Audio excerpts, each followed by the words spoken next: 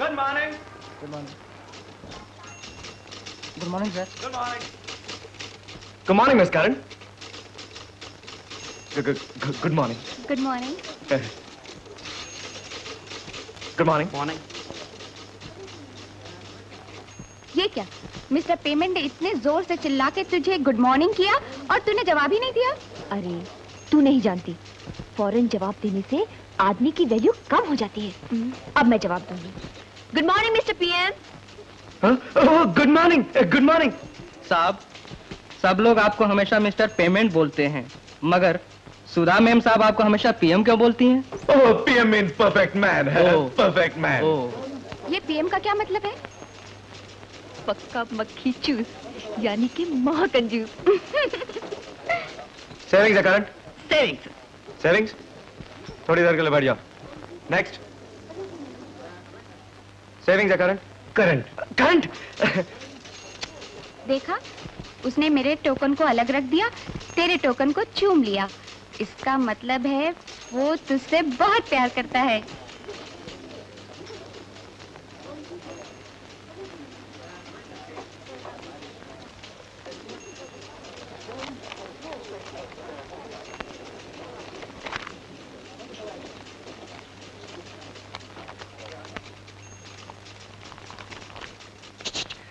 Current account है जी।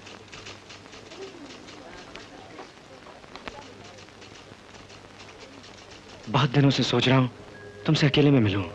क्या तुम नेहरू पार्क में आ सकती हो? मुझे तुमसे कुछ कहना है।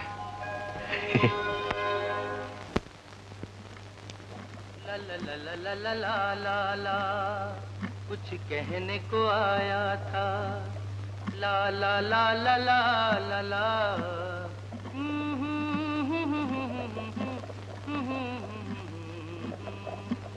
आउच!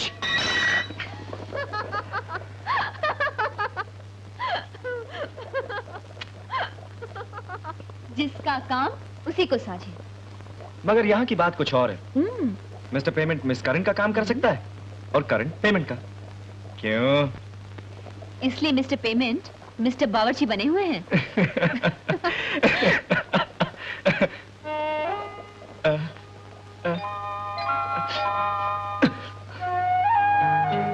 क्या कर रहे हो? कुछ डालना था इसमें, मिर्ची या नमक, याद नहीं। याद है इतना कि इसमें कुछ डालना था। लो।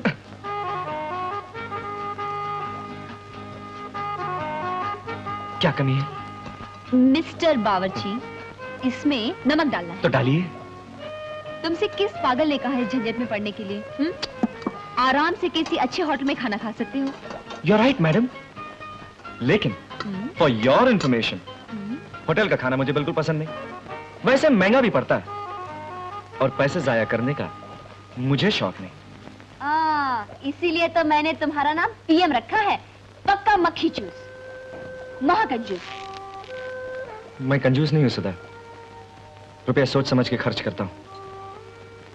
तुम्हें मालूम नहीं सुधा, मैंने अपनी जिंदगी में क्या क्या देखा है। मैं वो दिन नहीं भुला सकता जब मुझे और अपने भाई सुंदर को पढ़ाने के लिए छोटी मालकिन एक एक पैसे के लिए दिन रात मेहनत किया करती थी। छोटी मालकिन? हाँ, उन्होंने तो पाल पोस कर मुझे इस लायक बनाया। अब वो कहाँ है? नागपुर अपने भाई डॉक्टर सुंदर के पास रहती हैं। मैं एक एक पैसा बचाता हूं ताकि एक रोज इस काबिल हो जाऊं कि उनकी सेवा कर सकूं। सुधा, मेरी मां उनके यहां नौकरानी थी। मैं उस वक्त बहुत छोटा सा था। मालिक के मरने के बाद उनके परिवार ने बहुत बुरा वक्त देखा, लेकिन मेरी मां ने उनका साथ नहीं छोड़ा। और फिर एक दिन मेरी मां चल बसी। मगर उन लोगों ने कभी मुझे यह महसूस नहीं होने दिया कि मैं एक अनाथ हूं या एक नौकरानी का बेटा हूं। उन्होंने मुझ में और अपने आप में कभी कोई फर्क नहीं महसूस होने दिया।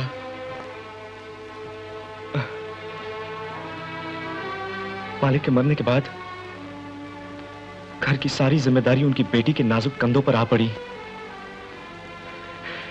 मैं उन्हें छोटी मालकिन कह के बुलाया करता था। जहां कहीं कोई उत्सव होता, वहां गाने गा गा कर उन्होंने अपनी बूढ़ी मां, अपने भाई और इस अनाथ का पालन किया। सुधा, वो बहुत अच्छा गाती थी। ये रहा आपका चेक। धन्यवाद। कल रात आपका प्रोग्राम लोगों को बहुत पसंद आया। और आपको? मुझे भी बहुत अच्छा लगा। हमारी संस्था की तरफ से पहली बार इतना अच्छा प्रोग्राम हुआ है। अगर आप मुझे कुछ और प्रोग्राम दिलवा सकें तो मेरे परिवार पे बड़ा एहसान होगा। क्यों? आपके घर में कोई और कमाने वाला नहीं है? 7 साल पहले पिताजी का देहांत हो गया, तब से मैं ही घर को संभालती हूँ। ओह। घर पे माँ है, छोटा भाई है और हमारी नौकरानी का बेटा, जिसका सिवाय हमारी इस दुनिया में और कोई नहीं है। मुझसे जो हो सकता है मैं जरूर करूंगा। धन्यवाद। तो मैं इजाजत चाहूंगी। नमस्ते। नमस्ते।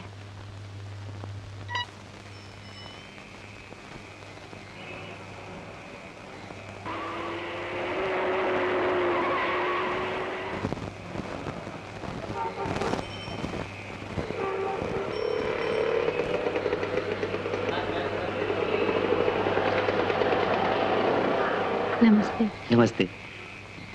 आप इस वक्त यहाँ? एक पार्टी से रुपयों की वसूली करने आई थी, वहाँ देर हो गई। लेकिन आप इस तरह? मैं भी रुपए के सिलसिले में एक दोस्त से मिलने आया था। आइए मैं आपको घर छोड़ दूं? नहीं, मैं बस से चली जाऊंगी। बहुत देर हो चुकी है, बस कहाँ मिलेगी आपको? आइए ना, मैं छोड़ देता हूँ। अगर मेरे साथ चलने में कोई एतराज है तो और बात है। नहीं, ऐसी कोई बात नहीं है। तो फिर आइए। Thank you.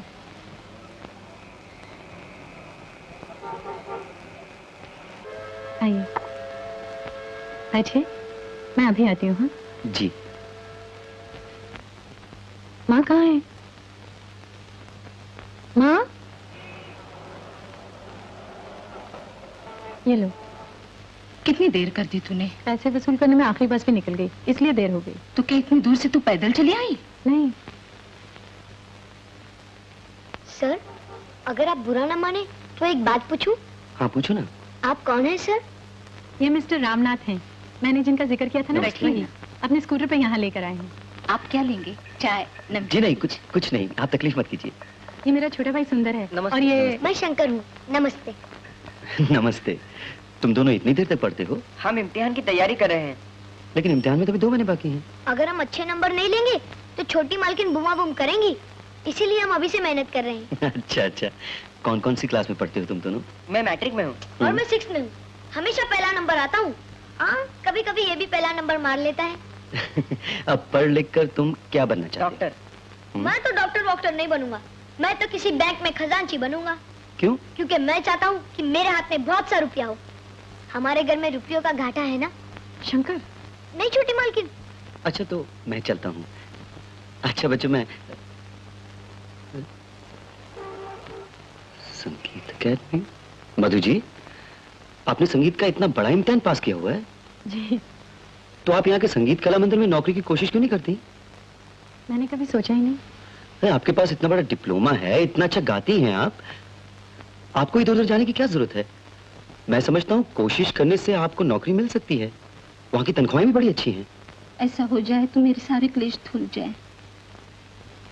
इसका इधर उधर अकेले जाना मुझे अच्छा नहीं लगता, लेकिन क्या करूं, घर चलाने के लिए और कोई साधन है नहीं, इसलिए चुप रहना पड़ता है। आप चिंता मत कीजिए, सब ठीक हो जाएगा। संगीत कला मंदिर के प्रिंसिपल साहब से मेरी अच्छी जान पहचान है। आप वहां अर्जी भेज दीजिए, बाकी सब मैं देख लूंगा।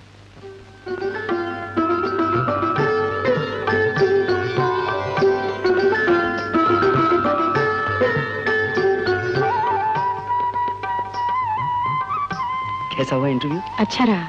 मुझे लगता है आपको नौकरी मिल जाएगी। ये तो आप ही की मेहरबानी है। मैं क्या हूँ, आपको नौकरी मिलेगी अपनी काबिलियत की वजह से। हाँ, ये लीजिए शादी का इनविटेशन।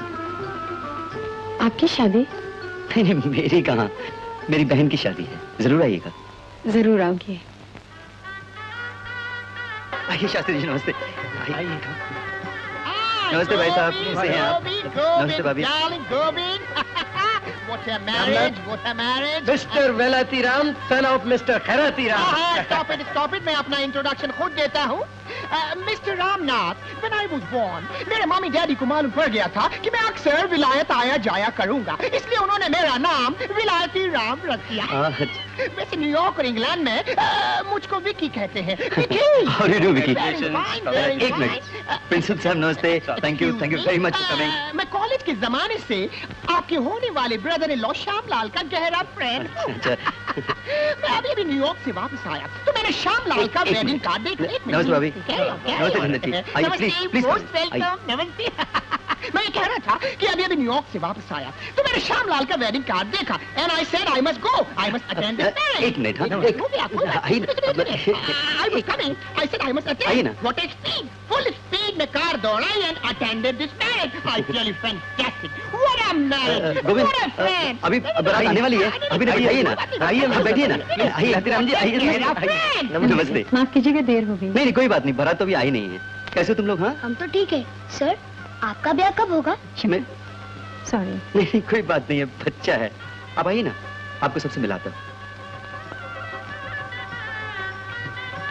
नीरू, ये है हमारी दुल्हनिया बहन. नमस्ते. बहुत सुंदर है. ये है मधु. भैया आपके गाने की बहुत तारीफ करते हैं. वो तो ऐसे. तुम सब चलो मैं अभी आती हूँ. हाँ दीदी तुम एकदम रेडी हो ना? Very good. कितनी क्यूट लग रही हो. शारदा. ओ भैया तुम यही हो क्या? सुनो ना शारदा, ये है मेरी छोटी बहन शारदा. मधु. नमस्ते. ये क्या कर रही है? क्या मेहमानों को ध्यान दे. तो आई हूँ माँ. चलो. क्या ये अभी तक तैयार नहीं हुई? भारत आने का टाइम हो गया. जरा जल्दी करो. माँ जी ये है मधु. ये मेरी माँ. नमस्ते जी. अरे बाप रे बड़े काम पड़े हैं. मधु तुम नीरू के पास बैठो. मैं मेहमानों को देख कर आता हूँ. सर आपकी माँ जी कभी स्कूल नहीं गई? क्यों?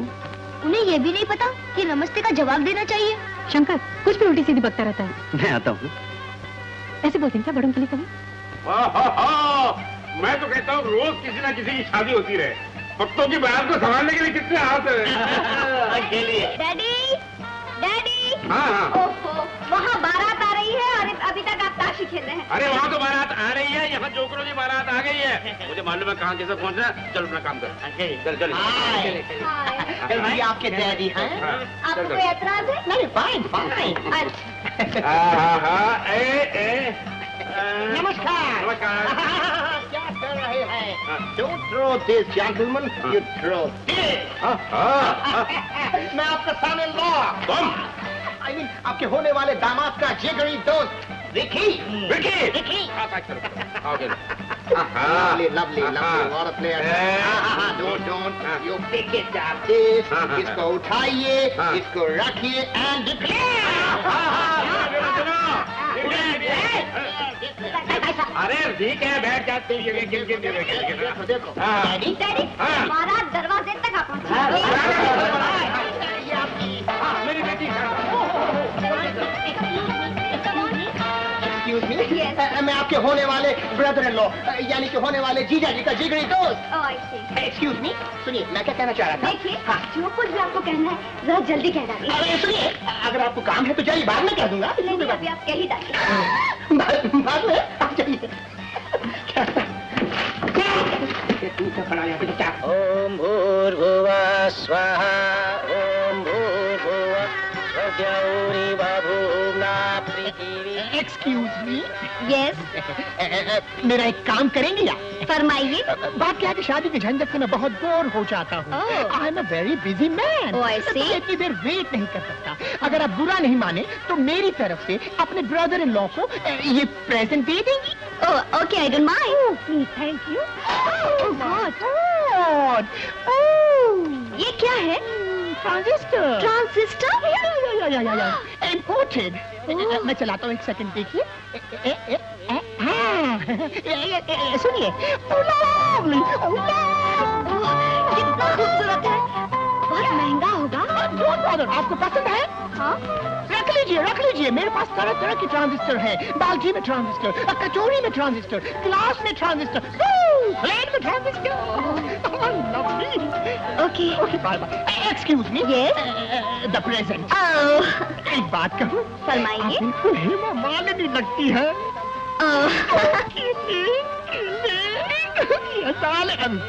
आप धर्मेंद्र हैं? Mind your own business, बच्चे, okay? I'm not having any business. But I'm having my business, okay? Dharmendra, darling.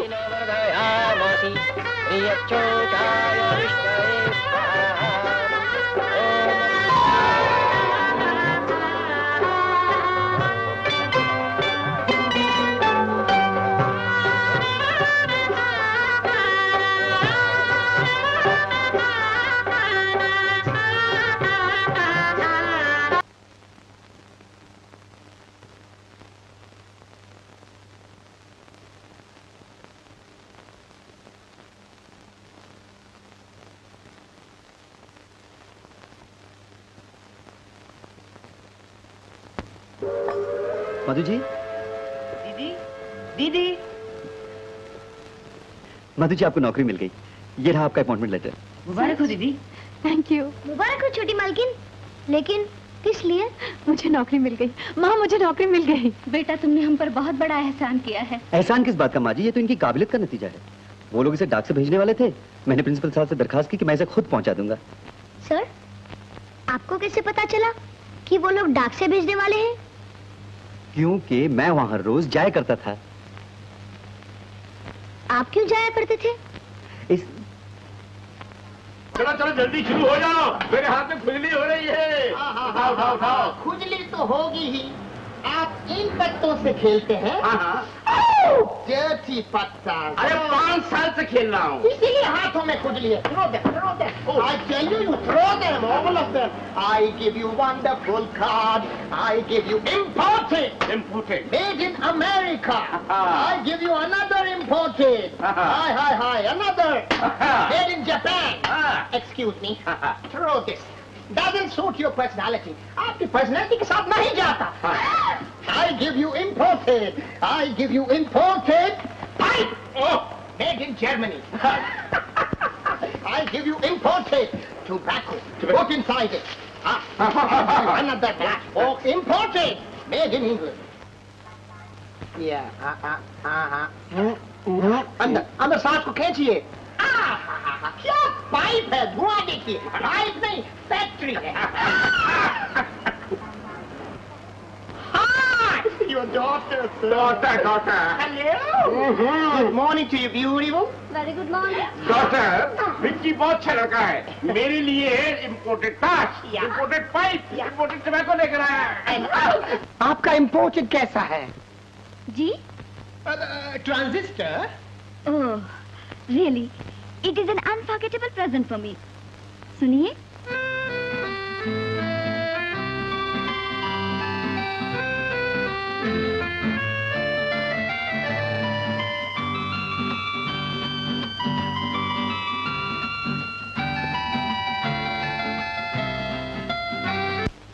आज तक मैंने अपनी शादी के बारे में कभी सीरियसली नहीं सोचा। मेरे माँ बाप, रिश्तेदार और मेरे कुछ दोस्त भी मुझे मजबूर कर चुके हैं, मगर मैंने हमेशा यही सोचा कि अगर मैं शादी कर लूंगा तो अपने परिवार की तरफ जो मेरी जिम्मेदारियां हैं मैं उन्हें निभा नहीं सकूंगा। मगर आपसे मिलने के बाद शादी के लिए जो मेरे ख्याल हैं कुछ बदल गए हैं।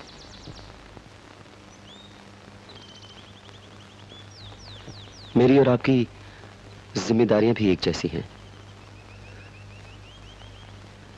हम दोनों एक ही नाव के मुसाफिर हैं। हम एक दूसरे की मुश्किलों को समझ सकते हैं। क्यों ना हम शादी कर लें? हमारी शादी हमें अपने अपने फर्ज के रास्ते से नहीं हटाएगी।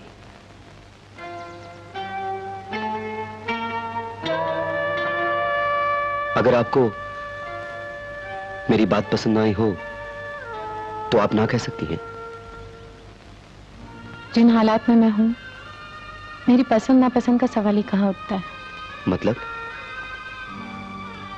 जिंदगी में कुछ भी हासिल करने के लिए इंसान को कुछ न कुछ कुर्बानी देनी पड़ती है।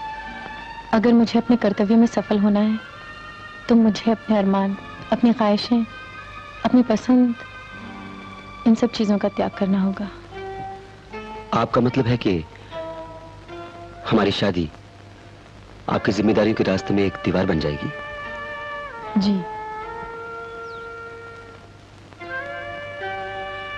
अगर हमारी शादी मेरे फर्ज के रास्ते में कोई बाधा नहीं डाल सकती, तो आपके लिए कोई रुकावट कैसे बन सकती है? आप मर्द हैं, मैं औरत हूं। मैं समझा नहीं। मर्द अपने माँ बाप, अपने भाई बहन की देखभाल करे, ये उसका फर्ज समझा जाता है। लेकिन औरत के लिए मायके की देखभाल करना तो क्या, मायके की तरफ पलट के देखना भी मुश्किल हो जाता है। आप ठीक कहती हैं, मगर हम दोनों पढ़े लिखे हैं, एक दूसरे की मजबूरियों को, एक दूसरे की जिम्मेदारियों को अच्छी तरह जानते हैं।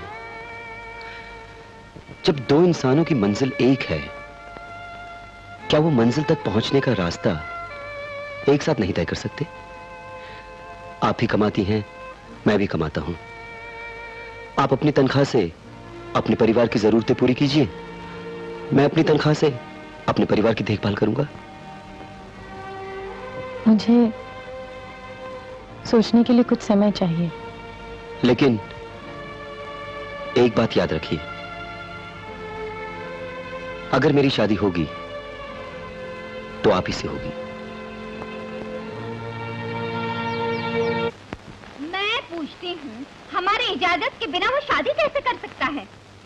अरे भाग्यवान, भगवान का शुक्र कर कि वो शादी के लिए तैयार तो हुआ। पहले तो वो शादी का नाम सुनते ही कानों पर हाथ रख लेता था। अरे तूने आनाकानी की तो फिर ना कर देगा। अकलमंदी इसी में है कि अपना मुंह बंद रख, सिर्फ उसी वक्त खोल जब खाना खाना हो। मैं तुझसे पूछ रही हूँ, क्या तू सच में शादी नहीं करना चाहती? नहीं। मधु, बेटी मेरी आंखों में आंखें डाल के देख और फिर बात कर। भैया क्या कह रहे थे? लड़कियों वाले बेटे को 20-25 हजार दहेज में देने के लिए तैयार हैं। पर भजन गाने वाली लड़की क्या लाएगी इस घर में? ढोलकी और बाजा? जब तुम्हारी बेटी शारदा की शादी होगी तब कहाँ से लाओगे दहेज? बेटी, हम लोगों की खातिर तू अपने अरमानों का, उमंगों का गला घोट रही है, अपने जीवन की बलि दे रही है। नहीं माँ, ऐसा नहीं है। मैंने जिस काम का बीड़ा उठाया है, जब वो पूरा हो जाएगा तो शादी कर लूंगी। नौकरी करने वाली लड़की जो होती है ना, कमाने वाली लड़की, सोने का अंडा देने वाली मुर्गी होती है। बेटी, तू जो करना चाहती है उससे तुझे कौन रोकता है? रामनाथ ने तुझे साफ कह दिया है कि तू अपनी तनख्वाह से हमारा खर्चा चला सकती है। और क्या चाहिए तुझे? वो तेरी मजबूरियों को समझता है, दहेज भी नहीं मांग रहा। बेटी, तेरी शादी हो जाए तो सुंदर और शंकर का भी कोई आसरा हो जाएगा। नौकरी के लिए तूने कहां धक्के नहीं खाए, आखिर उसकी मदद से तुझे नौकरी मिली ना। कल हो सकता है सुंदर और शंकर को भी किसी मदद की जरूरत आ पड़े, तो उनका हाथ पकड़ने वाला तो होगा। भगवान ने तुझे अच्छा मौका दिया है बेटी, तू मेरी बात मान और शादी के लिए हाँ कह दे।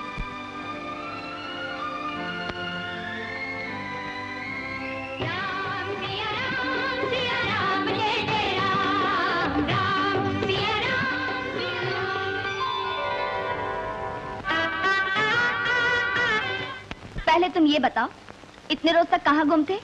मैंने तुम्हें भैया की शादी का कार्ड भी भेजा, मगर तुम नहीं आए। ओह डार्लिंग, बिजनेस के सिलसिले में मुझको सडनली रोम जाना पड़ा। रोम? या, ओह क्या लड़कियां थी उधर, फैंटास्टिक। ओह पागल कर दिया उन लड़कियों। तुम मुझसे बात मत करो। क्या हुआ? What happened? तुम जाओ उन्हीं लड़कियों के पास। Oh, but darling, what happened? तुम जाओ उन्हीं लड़कियों के पास। Oh, sweetheart, don't break my heart. मैं उन लड़कियों को देखकर पागल इसलिए हुआ था कि हर लड़की में मुझे तुम दिखाई देती थी। Only you, because I love you. सच? बिल्कुल सच। तुम मेरी हेमा मालिनी हो। पहले ये बताओ, तुम मुझसे शादी कब करोगी? शादी?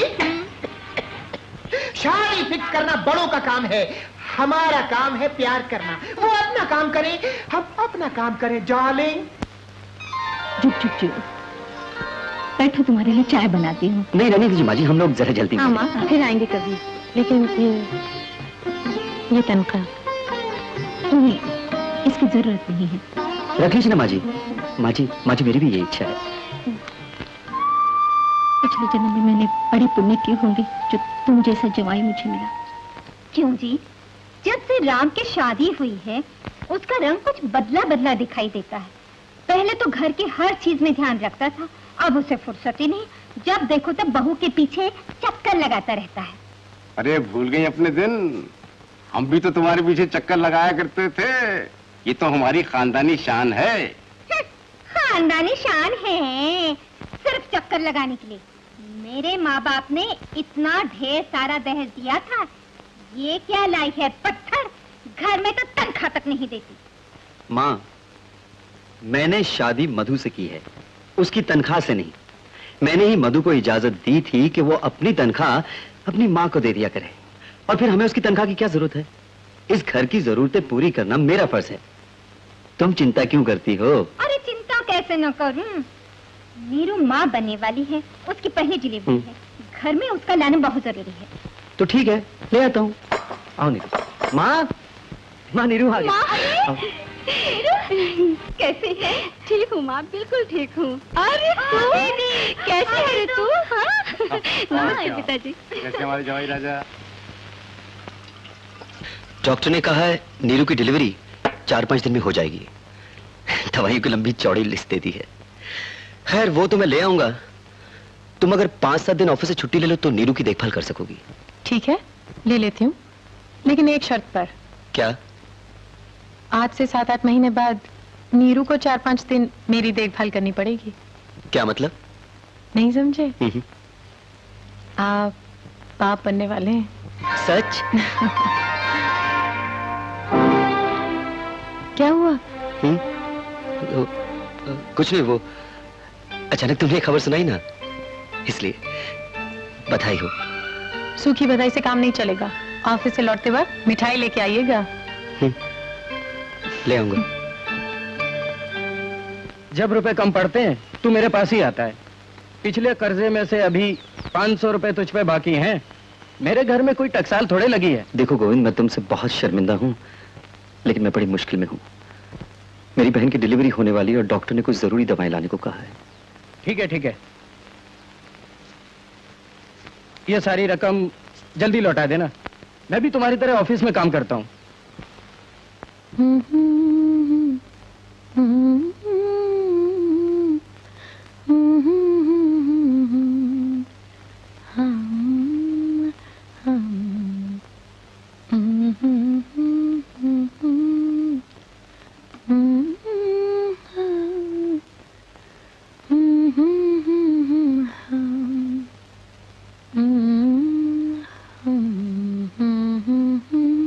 अरे ले आए मिठाई? बोलो ना, कहाँ है मिठाई? मुझे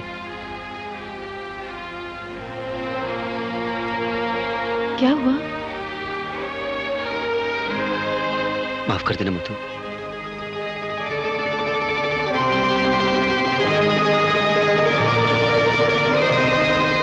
ये क्या है? मधु, पेड़ सबको फल देता है, मगर खुद कभी उन फलों का मजा नहीं देता। हमारी हालत भी कुछ ऐसी है।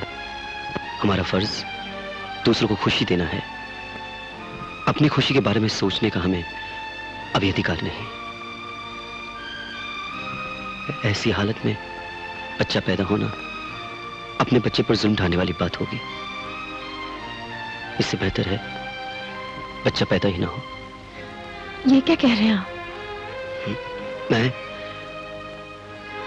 मैं जानता हूं मधु के जो मैं कर रहा हूं वो बहुत बड़ा पाप है। औलाद किसे नहीं चाहिए, मगर कोई चारा ही नहीं है। आमदनी कम, खर्च ज्यादा, और फिर जिम्मेदारियों का बोझ बाकी है। शारदा के ब्याह के बारे में सोचना है, तुम्हें सुंदर और शंकर को अच्छी तालीम दिलवानी है, और जब तक ये सब काम पूरे नहीं हो जाते अपनी जिंदगी के मालिक हम नहीं हैं। हमें इंतजार करना होगा मधु, और इसके लिए तुम्हें मेरा साथ देना होगा।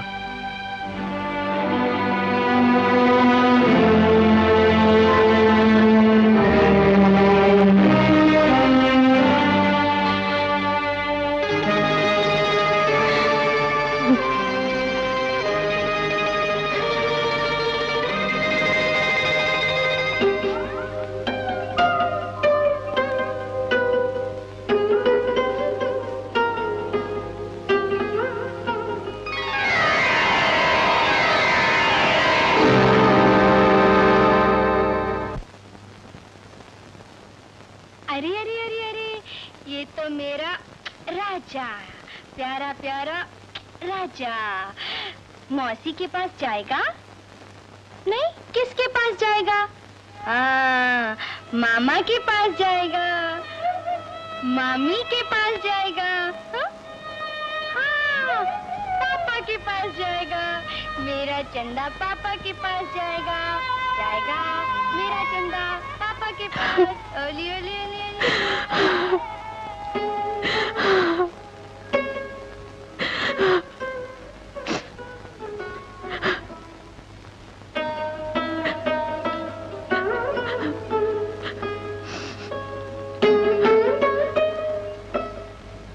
मधु, रोने और परेशान होने से हमें कुछ भी नहीं मिल सकता। जो हो चुका है उसे तो हम बदल नहीं सकते। जो हो रहा है वो भी होकर ही रहेगा। कल क्या होने वाला है हमें कुछ भी तो नहीं मालूम। लगता तो जरूर है कि हर चीज हमारे हाथ में है, मगर असल में हमारे हाथ में कुछ भी तो नहीं, कुछ भी नहीं। मन को शांत करो और अपने आप को संभालो, प्लीज। यही जिंदगी है।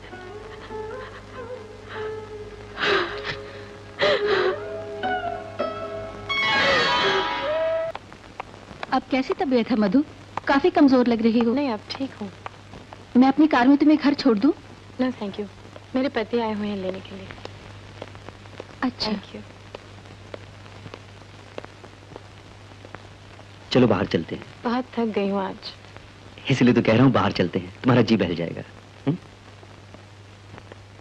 दिल में चुभे वो तीर हो तुम, चाहत की तकदीर हो तुम। दिल में चुभे वो तीर हो तुम, चाहत की तकदीर हो तुम। कौन न होगा तुम पे दीवाना, प्यार भरी तस्वीर हो तुम। निकला न करो तुम राहों पर, जर्रों की नजर ना लगे चश्मे बद्दू। तेरी प्यारी प्यारी सूरत को किसी की नजर ना लगे चश्मे बद्दू। मुखड़े को छुपा लो आंचल में, कहीं मेरी नजर ना लगे चश्मे बद्दू। प्यारी सूरत को हटो, ओ चश्मे बद्दू।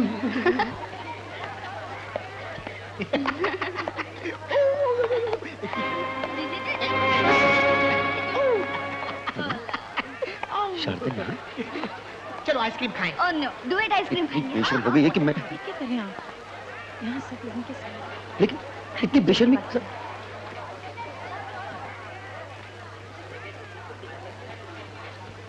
चलो शारदा, इधर आओ।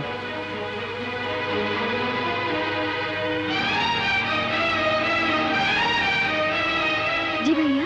कहाँ से आ रही हो? कॉलेज से। तेरा कॉलेज रात तक खुला रहता है? वो क्या है भैया, आजकल स्पेशल क्लासेस चल रही है ना। बकवास मत करो, बोल कहाँ से आ रही है तू? सीधी तरह बोल कहाँ से आ रही है, वरना मैं तेरी जान ले लूंगा। शारदा, ये क्या कर रहे हैं आप? तुम बीच में मत आओ मधु, छोड़ो मुझे। शारदा तू जा यहाँ से, माँ जी ने बुलाया। अगर तू यहाँ से हिली तो मैं तेरी टांगें तोड़ दूंगा। शारदा, माँ जी ने बुलाया। शारदा तू जा।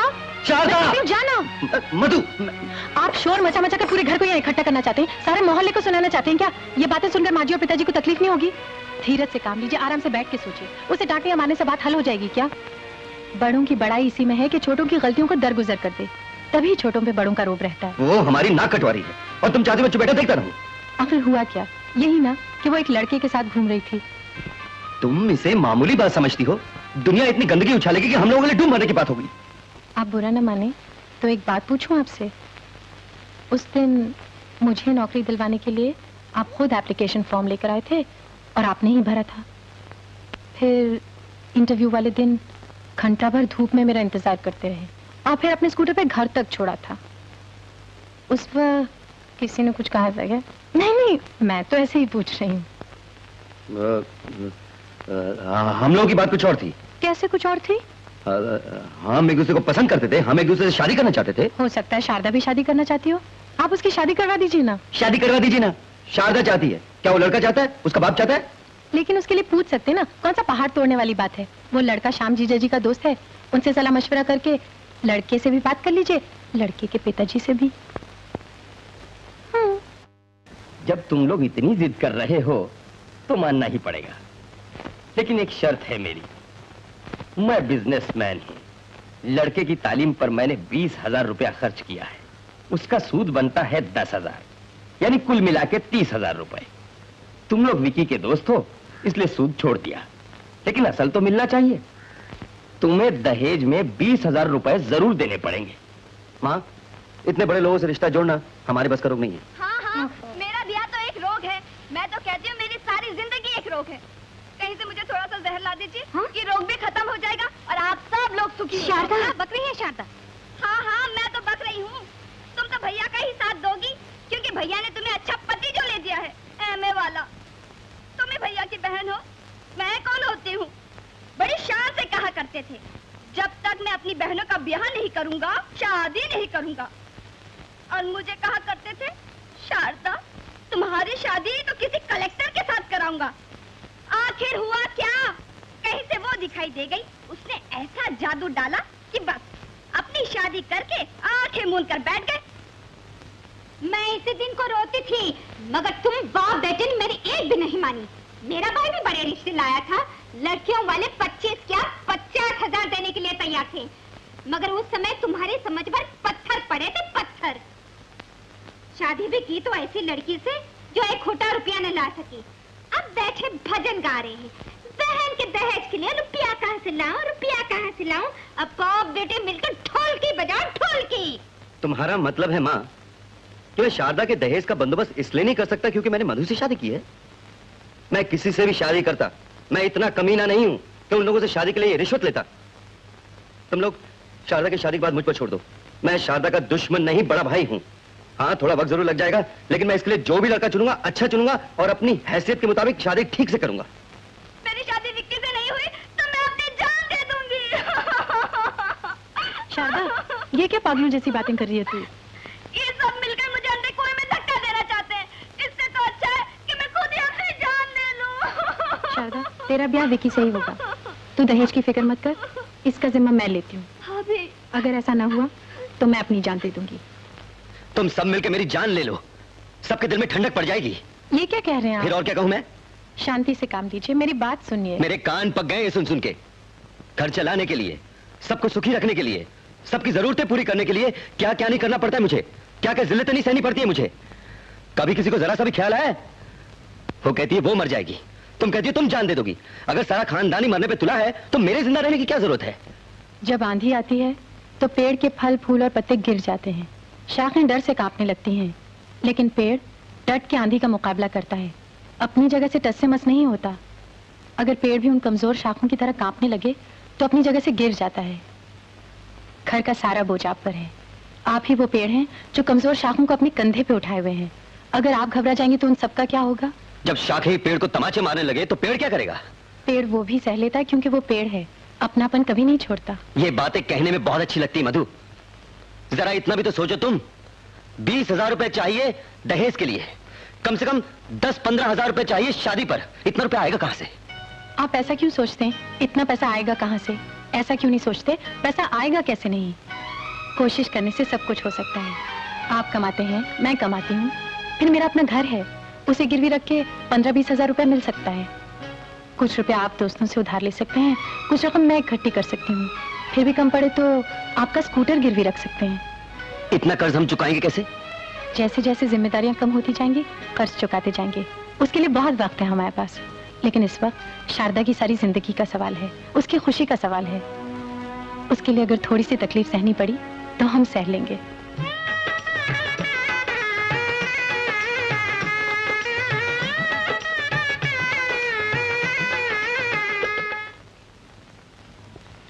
अरे यार रामनाथ, माफ करना प्यारे, कल मैं आ नहीं सका। नहीं नहीं कोई बात नहीं। बधाई तो ले ले। सुना बहन की शादी बड़ी धूमधाम से की। हाँ मगर 30,000 रुपए खर्च हो गए। अरे हो गए तो क्या हुआ यार, 50 लाख वाला बहनोई तो मिल गया। हाँ कम से कम मेरी बहन तो सुखी रहेगी। तेरा मतलब तू बहुत दुखी है? ये तेरी गंदी आदत है, हर वक्त गरीबी का रोना रोता है। और क्या करूं यार, हाथ पल्ले ठन ठन गोपाल। अरे चल हट, तू कमाता है, तेरी बीवी कमाती है। हाँ हाँ बीवी कमाती जरूर है, मगर मैं उसकी कमाई में से एक पैसा भी नहीं लेता। क्यों भाई? उसकी तनख्वाह उसके मैके जाती है। सच? तो क्या तो मैं झूठ बोल रहा हूँ? अरे कमाल है, आज पहली बार हमने एक पत्नी बता पति देखा है तो पत्नी की तनख्वाह को हाथ नहीं लगाता। मुबारक हो पति जी, आपका तो भगवान ही मालिक है।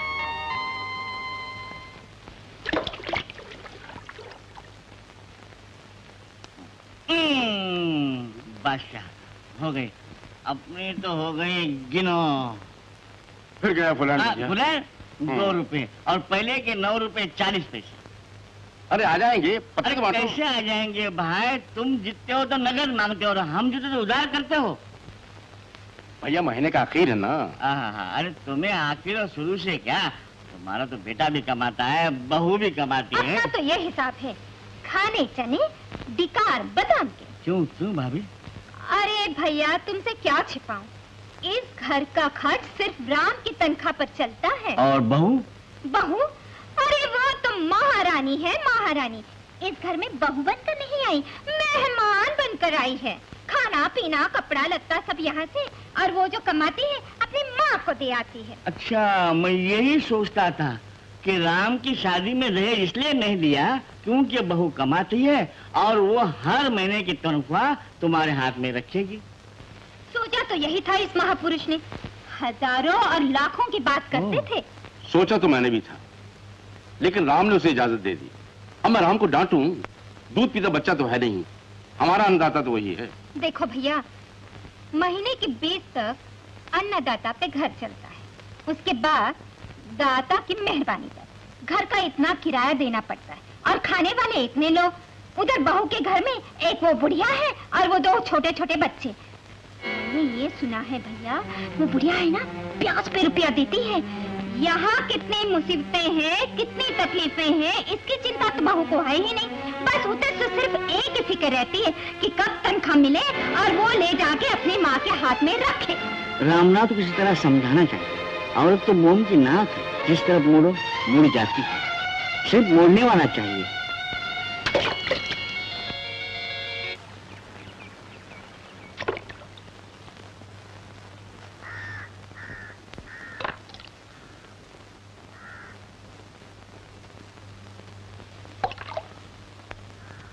बहुत अच्छे। क्या पानी में पत्थर फेंकने के लिए आप मुझे इतनी दूर लेकर आए हैं? मधु, मैंने पानी में कितने पत्थर फेंके, लेकिन उनमें से एक भी ऊपर नहीं आया। पत्थर पानी पे कैसे तैरेगा? कैसे तैरेगा? जानती हो क्यों? क्योंकि पत्थर का बोझ ज्यादा होता है। बोझ ज्यादा होने से हर चीज डूब जाती है। इन पत्थरों की तरह एक दिन हम भी डूब जाएंगे। भगवान न करे, हम पर ऐसा कौन सा बोझ है? अपने कर्जों का बोझ। आप चिंता क्यों करते हैं? कर्ज तो अदा हो जाएगा। मगर कैसे मधु? मुझे जो तनख्वाह मिलती है वो कर्जों का सूद चुकाने में निकल जाती है। तुम्हारी तनख्वाह तुम्हारे परिवार में खप जाती है। कर्जों की रकम वहीं की वहीं खड़ी है।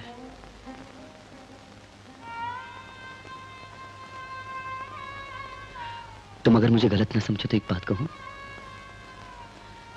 एक ही शहर में हमारे 2 घर हैं। तुम्हारे लोग अलग रहते हैं मेरे लोग अलग रहते हैं, 2 चूल्हे चलते हैं, 2 घरों में खाना बनता है। इसमें कितना फजूल खर्च होता है। अगर हमारे परिवार एक होकर एक साथ रह सके, इसमें हमारी कुछ बचत हो सकती है।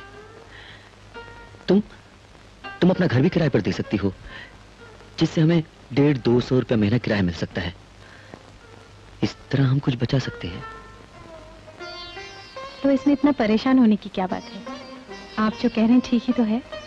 मैं आज ही माँ से बात करती हूँ। क्या हुआ बहन जी? अरे बहन, आ गए, बड़ा अच्छा किया। सुना तुमने? ये मुझे कहती है मैं अपने ही घर में चोरी से खाती पीती हूँ। और नहीं तो क्या, दूध की मलाई सारी कौन चेक कर जाता है। ऊपर से वो मारती है कि दूध वाला दूध में पानी मिलाता है, इसलिए मलाई नहीं आती।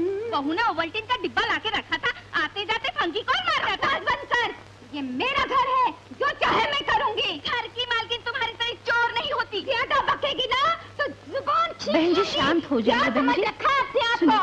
चले जाए यहाँ से, मुझे तेरे जैसी नौकरानी नहीं चाहिए। चुड़ैल, कमीनी, मेम साहब चुप हो जाओ।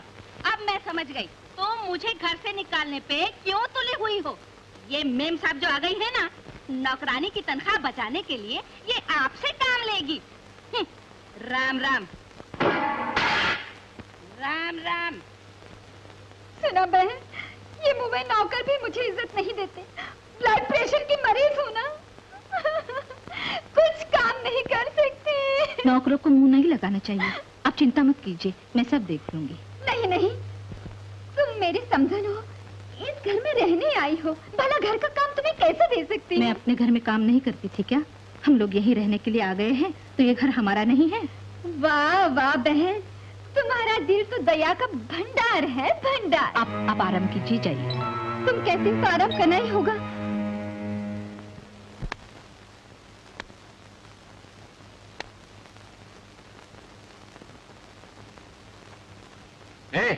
तुम दोनों वहाँ क्या कर रहे हो? पढ़ाई कर रहे हैं। अरे पढ़ाई बाद में हो जाएगी, पहले इधर आओ। चलो चलो इधर आओ, बैठो बैठो बैठो, आयो। सर, कल हमारा इम्तिहान है। काय का इम्तिहान है? हमें तैयारी करनी है। काय की? मैथमेटिक्स की। अरे मैथमेटिक्स तो सारा इन ताश के पत्तों में है। हमें नहीं आता सर। अरे मैं सिखा दूंगा। दीदी नाराज हो जाएंगी। ए छुटके, तू कहाँ चला? इधर आ, इधर आ, चलो उठाओ अपने बत्ते, शाबाश।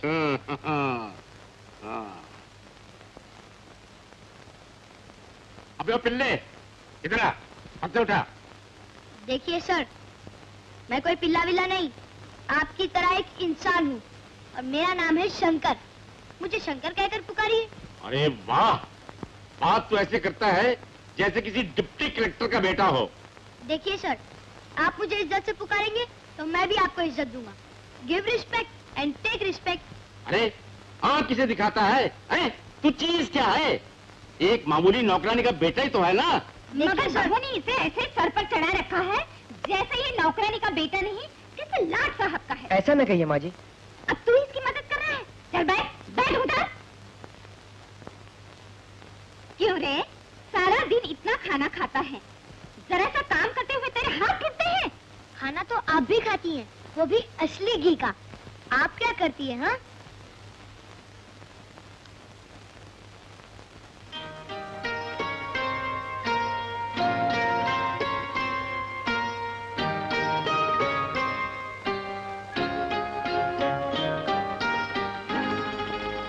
क्या बात है मधु?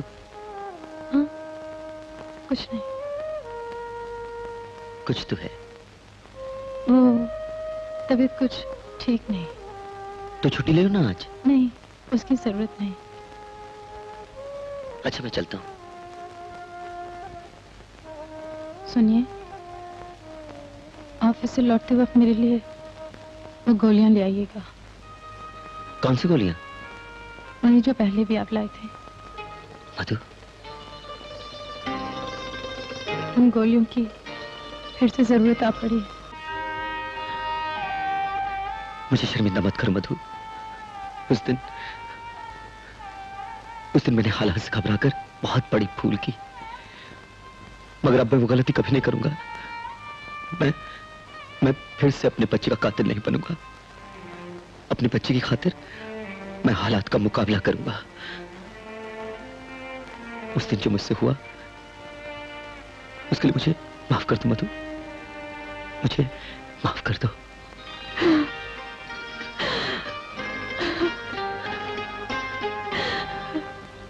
ओ शांता, अरे क्या सुबह सुबह मुर्गे की तरह बांग दे रहे हो? अरे कुछ पता भी चला? क्या? हमारी शारदा बच्चे की माँ बनने वाली है। तुम्हें किसने कहा? अरे मैं ताश खेलने के लिए किसी महापुरुष को ढूंढते ढूंढते विक्की घर पहुंच गया।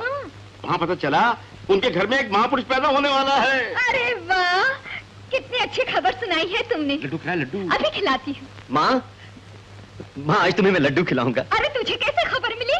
माँ वो मधु है ना। क्या हूँ मधु? माँ तुम दादी बनने वाली हो। अरे हमारी शारदा भी माँ बनने वाली है।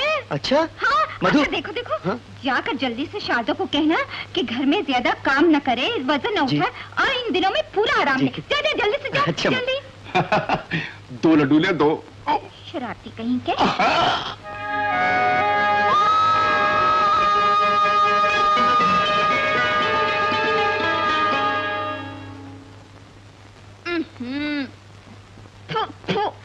मामी, ये हलवा इंसानों के खाने के काबिल है।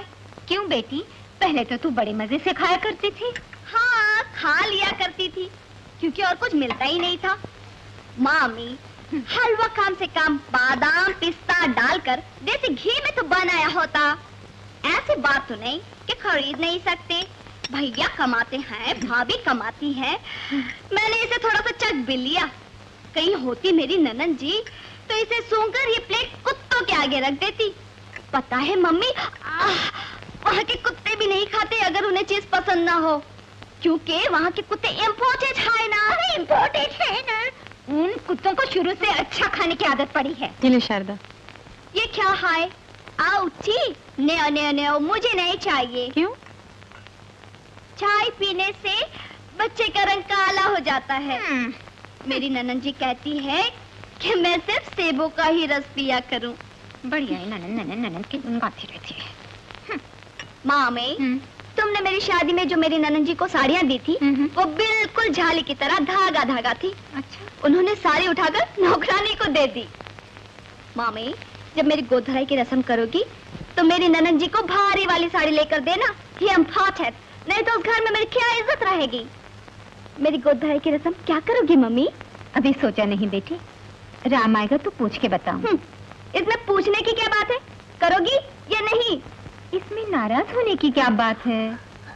जरूर करनी है, मगर ऐसी वैसी नहीं, बड़े शानदार तरीके से होनी चाहिए, जैसे मेरे ससुराल में मेरी ननद जी की हुई थी। झूठ मूठ दिखावे के लिए करनी है तो फिर कोई जरूरत नहीं। हाँ लो, भैया भी आ गए, पूछ लो। अरे शारदा, कब आई तू? थोड़ी ही देर हुई। कैसी है? First class, top of the world. मुझे रोज देखने के लिए लेडी डॉक्टर आती है। मेरे लिए स्पेशल अंगूर मंगवाए जाते हैं बॉम्बे से, यू नो। सचमुच मैं कितनी खुशकिस्मत हूँ जो मुझे इतना अच्छा हस्बैंड मिला। उस रोज तो तुम शादी के लिए राजी ही नहीं थे। अगर मेरी उनसे शादी ना हुई होती तो मेरी जिंदगी क्या होती? अब तो तू खुश है ना? मैं भी खुश हूँ। बेटा, पंडित से मिलके मुहूर्त निकलवाओ। किस बात का माँ? अरे शारदा की गोद भराई की रस्म नहीं करनी? माँ, वो नीरू की गोद भराई की रस्म तो नहीं की थी? बेटे, शारदा बड़े घर की बहू है। मगर पिताजी, आपको तो सब कुछ मालूम है। हाँ हाँ, जब मेरी बात आती है तो भैया रोना से मुंह बनाकर बैठ जाते हैं। और घरों में भाई बहनों के लिए क्या क्या नहीं करते, मगर यहाँ तो मेरा कोई है ही नहीं। मेरी ननद जी ने तो पहले ही कहा था, अरे क्या तेरे मैके वाले गोद भराई की रस्म करेंगे? भैया और भाभी दोनों कमाते हैं, मगर पता नहीं कहाँ छुपा कर रखते हैं। हमें किसी से छुपाने की जरूरत नहीं है, और बचाने का तो खैर सवाल ही पैदा नहीं होता। हम तो इस उलझन में पड़े हैं कि जो कर्ज तुम्हारी शादी के लिए लिए थे वो कैसे उतरेंगे, कब उतरेंगे। हाँ हाँ, जैसे मेरा ब्याह करके तुम दिवालिया हो गए हो। ठीक है, जब भाई को इस बात की खुशी ही नहीं कि बहन की गोद भरे तो मुझे इस रस्म की कोई जरूरत नहीं। मैं साफ साफ कह देती हूँ, आज से न मैं तुम्हारे यहाँ आऊंगी न तुम लोग मेरे यहाँ आना। कल तक तो बच्ची थी, अब माँ बनने वाली है। अभी बच्चों की तरह बात बात पे बिगड़ती रहेगी। अपने भैया से क्यों झगड़ा करती है? मैं तेरी गोद भराई की रस्म पूरी करूंगी। मगर फाटी थारी कैसा नहीं करना, हाँ? जरा धूमधाम से करना। हाँ? जरूर।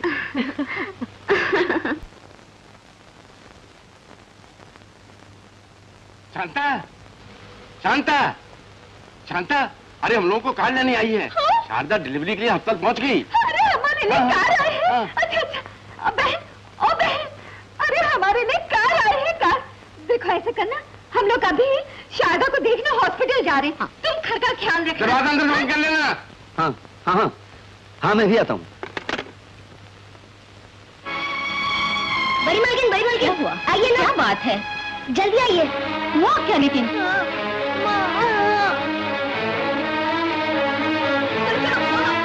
जल्दी बाहर जाओ, बाहर जाओ। लेकिन क्यों? कह दिया ना, बाद में बताऊंगी।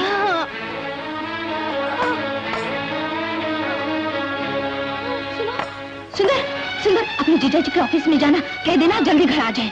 हाँ, मैं जाता हूं। जाओ, जल्दी जाओ। सुनिए जी, मिस्टर रामनाथ कहाँ मिलेंगे?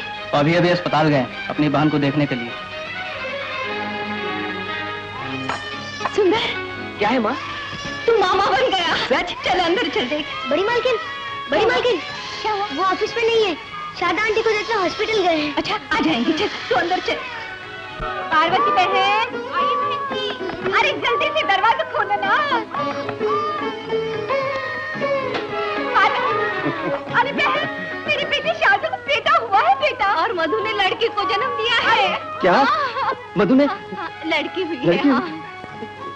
अरे बहन जी, मेरा दोहता तो महाराजा लगता है और आपकी पोती बिल्कुल महारानी जैसी लगती है। अरे क्या बताऊं, मेरा जो दोहता है उसका रंग बिल्कुल दूध जैसा है और आपकी पोती बिल्कुल चांद जैसा मुखड़ा है। अरे क्या बताऊं, बिल्कुल मेरे दामाद और हाँ, परी जैसी लगती है आपकी पोती।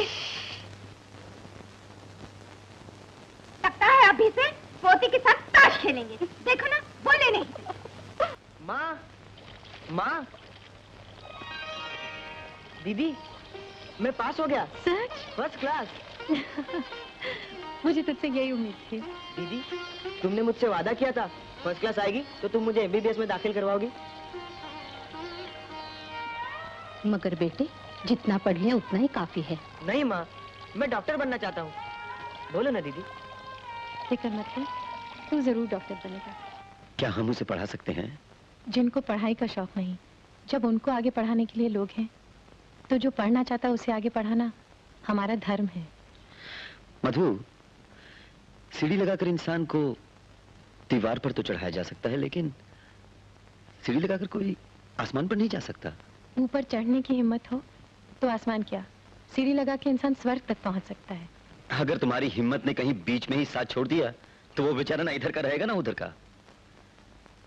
और फिर डॉक्टरी की पढ़ाई लाखों का खेल है जो सिर्फ अमीरों के बच्चे ही कर सकते हैं। हमें लाखों की जरूरत नहीं होगी। शुरू में मुश्किल जरूर आएगी, लेकिन बाद में मुझे यकीन है उसे स्कॉलरशिप मिल जाएगा। वो तो ठीक है मधु, लेकिन हमारा दम पहले से निकला हुआ है। शारदा के ब्याह का कर्ज अभी तक उतरा नहीं। समंदर में एक कतरा और बढ़ जाए तो क्या फर्क पड़ता है। सुंदर अभी बच्चा है, उसे बीच रास्ते में छोड़ दिया तो उसका दिल टूट जाएगा। तो मैंने कब कहा उसे बीच में छोड़ दे? हमारे ऑफिस में एक चपरासी की जगह खाली है। चपरासी? हाँ, दिन में वहां काम कर सकता है और रातों को अपनी पढ़ाई कर सकता है। क्यों, तुम्हें चपरासी की नौकरी घटिया लगती है? आजकल बीए पास भी इस नौकरी के लिए धक्के खाते हैं। हमारे ऑफिस में जो पहला चपरासी था ना, उसने इसी तरह रातों को पढ़ाई करके एमए कर ली और अब वो गैजेटेड ऑफिसर बन गया है। दिन भर लोगों को चाय कॉफी लाकर दिया करेगा, सबके आगे चीची करेगा। सुंदर से ये काम होगा नहीं, और अगर मजबूरन उसने नौकरी कर ली तो वो पढ़ेगा नहीं। खैर, मैं देख लूंगी, कोई ना कोई रास्ता तो निकल आएगा। सुंदर को एमबीबीएस करवाने का वादा मैं कर चुकी हूँ।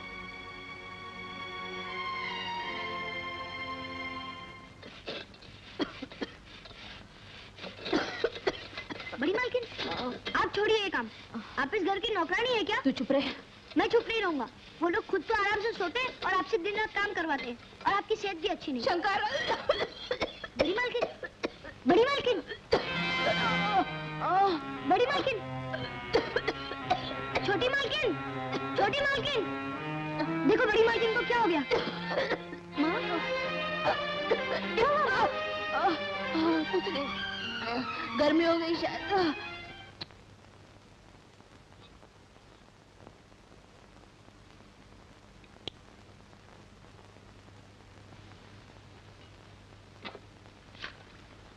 राइट लंग में कैंसर।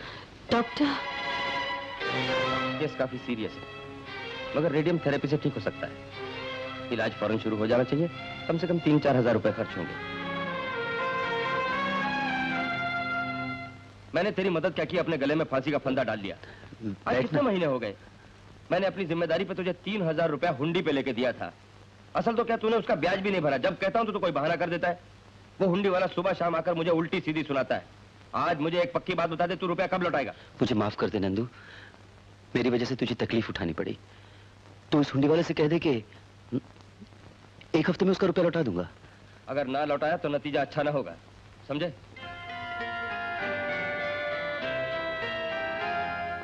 मधु, तुमसे एक बात करना चाहता हूँ। कहिए। शारदा के ब्याह पर एक दोस्त के जरिए मैंने 3000 रुपए हुंडी पे लिए थे। तो उस हुंडी वाले ने नाक में दम कर रखा है। उसका रुपया जल्दी से जल्दी वापस करना चाहिए। मैंने अपने प्रोविडेंट फंड में से कर्ज मांगा है। तुम अगर 1000 अपने प्रोविडेंट फंड में से मांग लो तो ये बला टल जाएगी। लेकिन वो लोग इतनी जल्दी और कर्ज नहीं देंगे। क्या मतलब?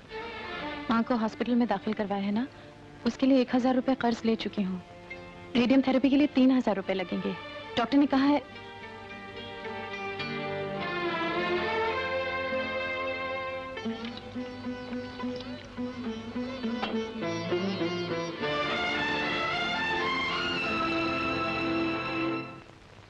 दीदी, मुझे एमबीबीएस के दाखिले के लिए चुन लिया गया है। फीस भरनी है।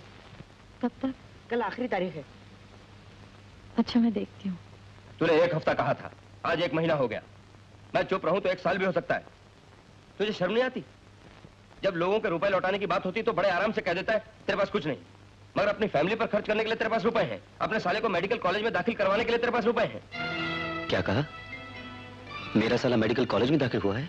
जैसे तुझे कुछ मालूम ही नहीं। देखिए, ड्रामा मेरे साथ मत कर। मैं उस हुंडी वाले को अब और नहीं रोक सकता। तो एक दिन में तूने उसका हिसाब साफ ना किया तो भरे बाजार वो तेरी गर्दन पकड़ लेगा। फिर तू जान और वो जाने। रामनाथ, मैं तेरे जाती मामलों में दखल तो नहीं देना चाहता, मगर जब तेरे माली हालात इतने खराब हैं तो साले को मेडिकल कॉलेज में दाखिल करवाने की क्या जरूरत थी? सुंदर को मेडिकल कॉलेज में दाखिल करवा दिया? जी। ये रुपए कहां से आए? विमला जी से कर्ज लिए। वो कर्ज जो तुमने अपने भाई के लिए लिया, तुम्हें अपने पति के लिए नहीं मिल सकता था? ये बात नहीं है, मैं खुद सोच रही थी कैसे होगा। सुंदर अगर आज फीस नहीं भरता तो उसे साल भर बेकार बैठना पड़ता, लेकिन उसकी किस्मत कर्ज मिल गया। किस्मत सिर्फ तुम्हारे पति की खराब है? हाँ, सुंदर 1 साल बेकार बैठ जाता तो क्या दुनिया खत्म हो जाती? जितना ध्यान तुम्हें अपने भाई का है उतना अपने पति का नहीं, इस परिवार का नहीं। ये क्या कह रहे हैं आप? मैंने उस दिन भी आपको बताया था कि... और मैंने कहा था उसे दाखिल करवा दो। आपने तो नहीं कहा था, लेकिन क्या हमारा दिल नहीं कहता कि जिन बच्चों को हम पालते हैं वो जिंदगी में कुछ बने, नाम पैदा करें? जिस पौधे को हम सींचते हैं उस पे फूल खिले तो क्या हमें खुशी नहीं होती? लेकिन जो एक फूल की खातिर सारे बाग को कुर्बान कर दे, लोग उसे बेवकूफ नहीं कहेंगे तो और क्या कहेंगे? इसमें बेवकूफी की कौन सी बात है? कल अगर वो डॉक्टर बन गया तो क्या परिवार की देखभाल नहीं करेगा? मैं आपसे विनती करती हूँ, इस मामले में और कुछ मत कहिए। तुम क्या कहना चाहती हो?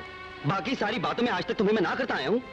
तुम अगर चाहो तो अपनी तनख्वाह क्यों, मेरी तनख्वाह भी ले सकती हो और जो लोग तुम्हें ज्यादा पसंद है उन पे खर्च कर सकती हो, क्योंकि ये घर तुम्हारा घर नहीं है, इसके लिए तुम्हारी कोई जिम्मेदारी नहीं है। तुम्हें तो इतनी भी परवाह नहीं है कि जिन लोगों से मैंने कर्ज लिया है वो कल उठकर मुझे जेल भिजवा सकते हैं। तुम्हें तो सिर्फ उनकी खुशी चाहिए जिन्हें तुम अपना समझती हो, ठीक है ना?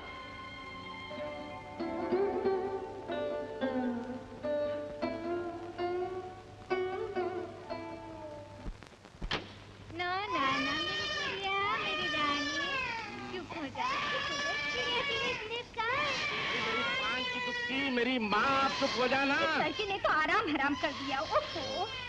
माँ, मधु कहाँ है? गई है अपनी माँ के पास।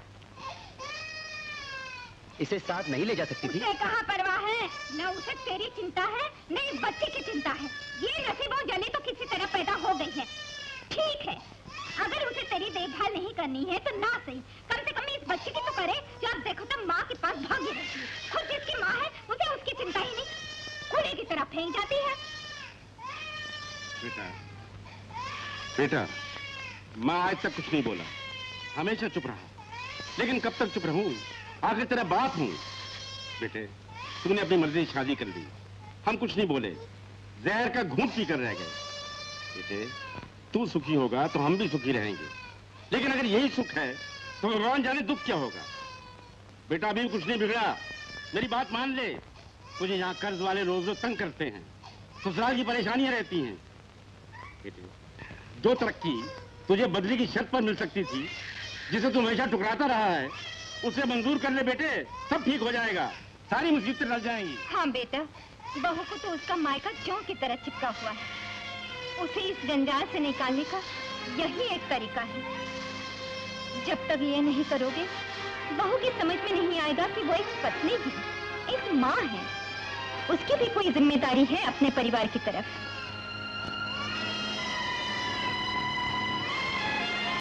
मैंने सुना है आप बंबई जा रहे हैं। ठीक सुना तुमने। आपने खुद कह के ये बदली करवाई? करवाई या हो गई, इसमें फर्क क्या पड़ता है? लेकिन इसकी जरूरत क्या थी? तरक्की, मेरी तनख्वाह बढ़ जाएगी।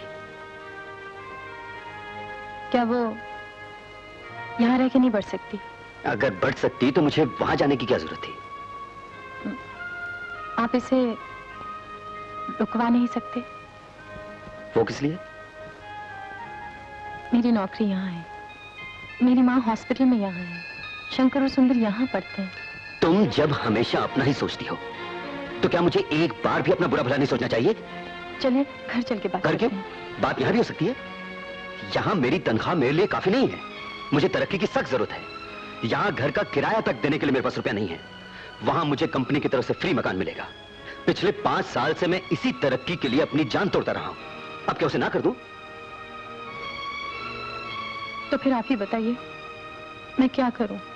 इसका फैसला तुम खुद कर सकती हो। ठीक है, आप मुझे वहां नौकरी दिलवा दीजिए, मैं आपके साथ चलूंगी। मैं तुम्हें नौकरी कहां से दिलवा सकता हूं? और वैसे भी मुझे तुम्हारा नौकरी करना बिल्कुल पसंद नहीं है। नौकरी नहीं करूंगी तो पैसे कहां से आएंगे? मेरे परिवार का क्या होगा? मेरा परिवार, मेरा परिवार, मेरा परिवार। क्या मेरा परिवार तुम्हारा कुछ नहीं? मेरी माँ तुम्हारी कुछ नहीं लगती? मेरा बाप तुम्हारा कुछ नहीं? तुम्हें उनकी कोई फिक्र नहीं है क्या? मैं तंग आ चुका हूं इन बातों से, अब मेरा और दिमाग खराब मत करो। मैं बॉम्बे जा रहा हूं, 1 हफ्ते के बाद सबको लेने के लिए वापस आऊंगा। तब तक तुम फैसला कर सकती हो कि तुम क्या चाहती हो।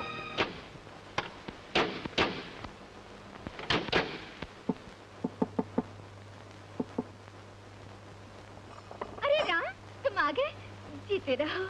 आओ बेटे आओ, बहुत दिन लगा दिए, घर की याद ही भूल गए बेटे।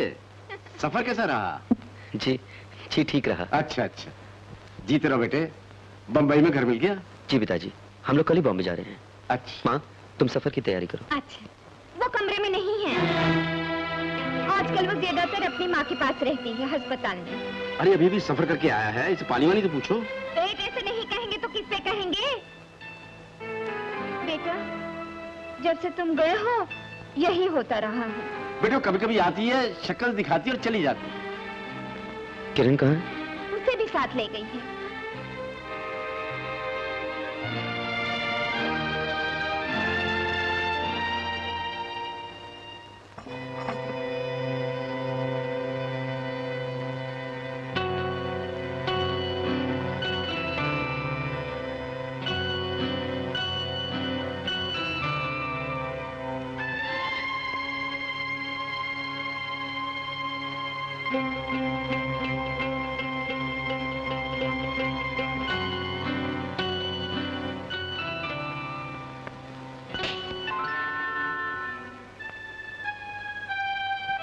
सिर्फ इतना जानती हूँ, एक तरफ मेरा जी चाहता है किसी न किसी तरह वो मेरे सामने आ जाए, मैं उनके दर्शन तो कर लूं एक बार, लेकिन साथ ही साथ दिल कांपता भी है।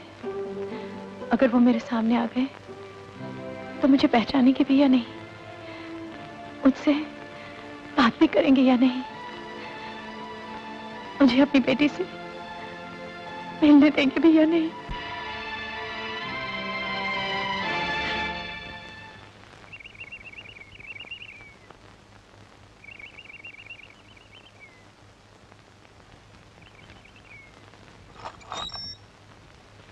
सुनो,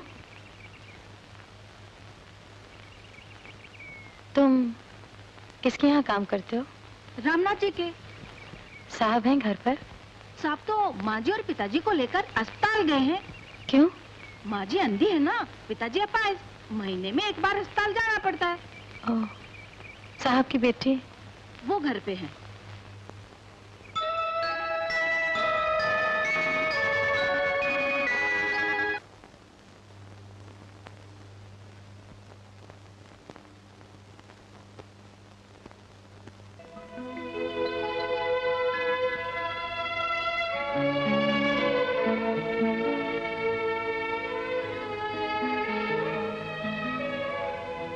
किसे मिलना चाहती हैं?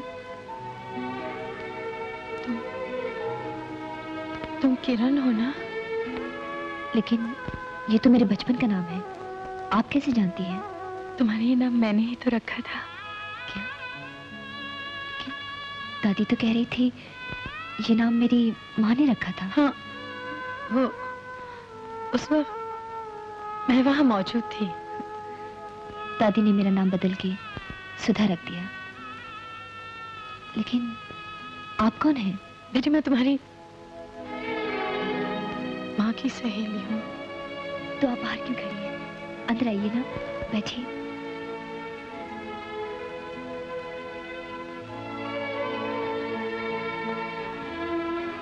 बैठिए। हाँ। क्या पिएंगी? कुछ नहीं, तुम भी बैठो ना। मेरी माँ कहाँ है? मेरी माँ कहाँ है? वही कहाँ? नागपुर में। मैं यहाँ किसी काम से आई थी, उन्होंने खास कहा था तुमसे जरूर मिलूं। देखो, उन्होंने साड़ी भेजी है तुम्हारे लिए। मेरे लिए? हाँ। बैठिए ना। हाँ। कैसी लगी? बहुत अच्छी। इतने साल मेरी माँ को मेरी कभी याद नहीं आई। उन्होंने मुझे कैसे भुला दिया? बेटी, माँ भी कभी औलाद को भुला सकती है जिसे उसने 9 महीने पेट में रखा, जिसे उसने जन्म दिया। तो फिर वो मुझे कभी मिलने क्यों नहीं आई? वो बेचारी तो बरसों से तड़प रही है तुम्हें मिलने के लिए, लेकिन डरती है तुम्हारे पिता उसे मिलने नहीं देंगे तुमसे। अपनी ममता के समंदर को दिल में दबाए हुए बैठी है। बेटी, कभी तुम्हारा दिल चाहता है अपनी माँ से मिलने के लिए? दिल तो बहुत चाहता है, लेकिन जब भी माँ के बारे में डैडी से पूछती हूँ तो वो चुप हो जाते हैं, कोई जवाब नहीं देते। दादाजी से पूछती हूँ तो वो कहते हैं मुझे माँ के बारे में नहीं सोचना चाहिए, क्योंकि वो मुझे और डैडी को अकेला छोड़ के चली गई। दादी कहती है मेरी माँ किसी गैर मर्द के साथ चली गई। क्या ये सब सच है? कहिए, क्या वो मुझे और मेरे डैडी को किसी और के लिए छोड़ के चली गई? नहीं बेटे, ये सच नहीं है। तुम्हारी माँ तुम्हें छोड़कर नहीं गई थी, उसे निकाल दिया गया था। आम घरों में अपने माँ बाप, भाई बहन की देखभाल की जिम्मेदारी मन पर होती है, लेकिन किस्मत की बात तुम्हारी माँ के कंधों पर भी ऐसी जिम्मेदारी थी। तुम्हारे पिता ने तुम्हारी माँ को वचन दिया था कि शादी के बाद अपनी तनख्वाह से वो अपनी माँ, अपने छोटे भाई और अपने नौकरानी के बेटे का पालन कर सकती है, पर बाद में इसी चीज को लेकर झगड़े होने लगे। एक दिन तुम्हारे पिता बहुत नाराज हो गए और उन्होंने तुम्हारी माँ को निकाल दिया। तुम्हें उसे छीन कर ले गए, जैसे कोई किसी का कलेजा निकाल कर ले जाता है। आखिर तुम्हारी माँ ने अपने दिल पे सब्र का पत्थर रख लिया और आज वो इसी उम्मीद पर जिंदा है कि मरने से पहले एक न एक दिन शायद वो तुम्हें देख सके।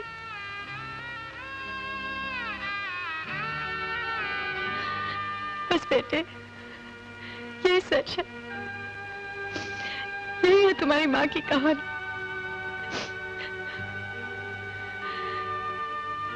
जीते रहो, जीते रहो।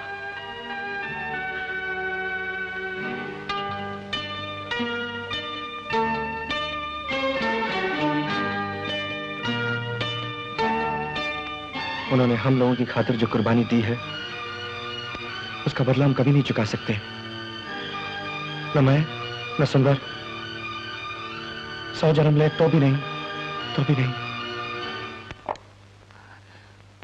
शंकर, शंकर। अरे सुधा, अच्छा हो तुम आ गई।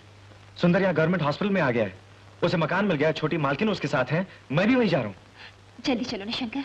तुम भी चलोगी? हाँ। छोटी मालकिन तुम्हें देखकर खुश हो जाएंगी। हाँ।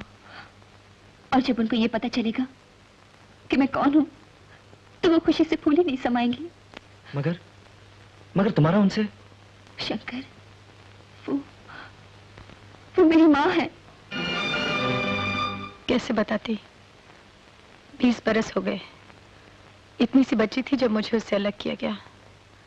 मैं अचानक वहां जाके कह देती मैं तेरी माँ हूं, तो क्या वो विश्वास करती?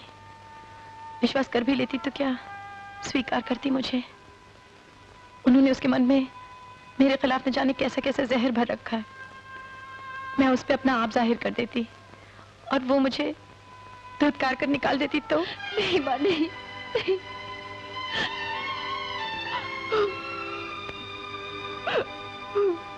बेटी,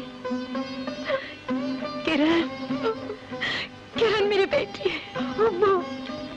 किरण मेरी बेटी है, मेरी बेटी।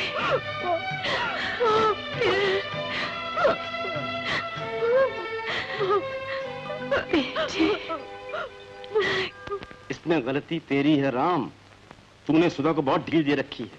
अरे मैं मानता हूँ कि वो कमाती है, पर इसका मतलब ये नहीं कि रोज रोज शाम तक वो घर से बाहर रहे। अब उसकी शादी कर ही देनी चाहिए। मैंने भी यही सोचा है। अरे शादी तो कभी भी हो सकती है, मगर वो पति के घर चली जाएगी तो हमारा क्या होगा? तेरी तनख्वाह से तो हमारा इलाज चलता है और उसकी तनख्वाह से घर चलता है। ये सब सोचकर मैंने सुधा के लिए एक लड़का देखा है, बात भी पक्की कर ली है। शादी के बाद लड़का यहीं रहेगा हमारे पास। कल वो लोग सुधा को देखने आ रहे हैं। डैडी, इसकी कोई जरूरत नहीं। कहाँ थी तुम? मैंने अपना वर चुन लिया है और वो हमारी मदद करने के लिए भी तैयार है। सुधा, आज तक मैंने तुझसे कोई सख्ती नहीं बरती। इसका मतलब ये नहीं कि तू... डैडी, मैं सब समझती हूँ। मैं कोई बच्ची नहीं हूँ, मुझे सब दिखाई देता है। आप पर कितनी परेशानियों का बोझ है। जो लड़का मैंने चुना है वो मेरे साथ बैंक में काम करता है। उसकी तनख्वाह 1000 रुपए है। न माँ है न बाप, सिर्फ एक भाई है जो गवर्नमेंट हॉस्पिटल में डॉक्टर है। और शादी के बाद वो हमारे साथ ही रहेगा और जरूरत पड़ी तो अपनी तनख्वाह से हमारी मदद भी करेगा। राम, अरे ये रिश्ता तो बहुत ही अच्छा है। लड़के भी खुश और हमारा भी कल्याण। राम, तू जाके बात कर ले। ठीक है सुधा, लड़का तुझे पसंद है तो मैं कल ही जाकर उसके भाई से बात कर लूंगा। तू मुझे उसका नाम और पता बता दे। आपको जाने की जरूरत नहीं, वो लोग खुद आएंगे आपके पास।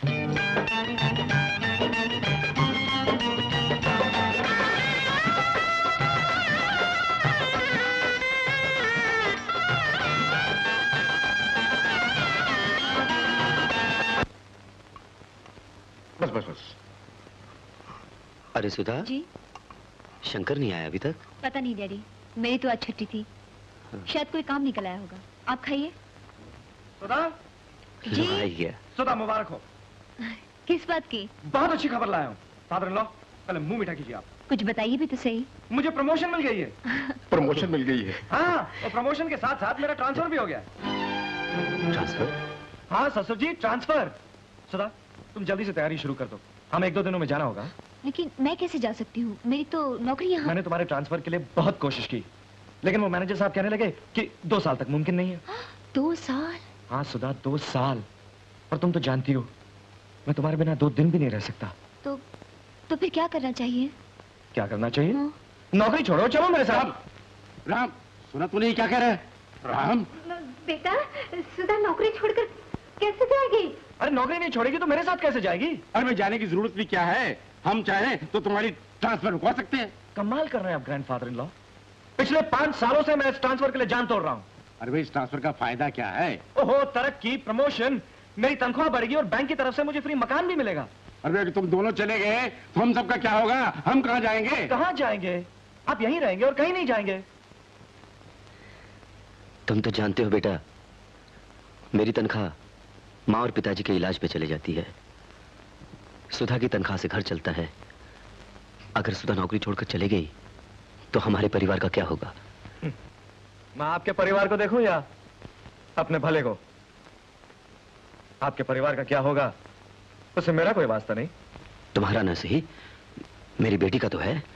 वो बात आप फादर इन लॉ अपनी बेटी से कीजिए। बेटे तुम कैसी बात कर रहे हो?